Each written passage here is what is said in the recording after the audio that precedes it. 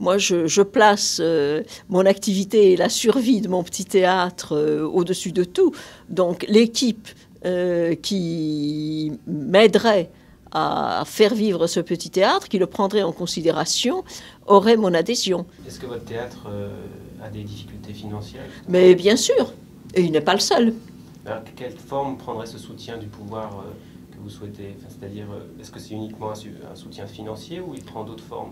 C'est essentiellement un soutien financier.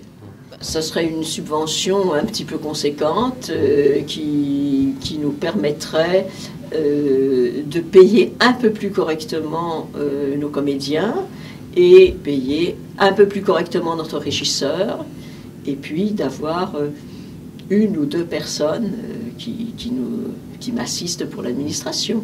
À mon avis, il ne changera pas énormément de choses à la situation actuelle. Comme beaucoup, je suis désabusé. Et comme tous les Français, je suis morose. Ah, le prochain président pourrait faire que les gens aient un peu plus le sourire et ça changerait beaucoup de choses en fait. Et donc j'attends du prochain président qu'il soit moins agressif dans ses discours et qu'il soit un peu plus jovial. Ça paraît peut-être idiot comme idée, mais le fait que tous les élus donnent une image constamment négative lorsqu'ils interviennent même si je suis conscient qu'il faut qu'ils aient l'air sérieux, du coup, ça crée une ambiance globale morose, moi je trouve. Voilà. Je vais voter pour un candidat qui n'aura jamais le pouvoir,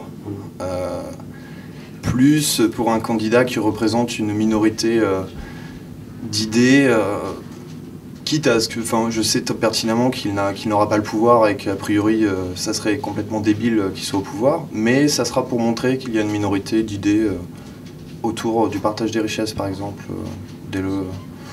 l'équité pour le logement, ce genre de choses. C'est un second tour qu'il faudra, disons, voter utile. Mais qu'est-ce que vous envisagez de faire? Je voterai utile au second tour, ouais.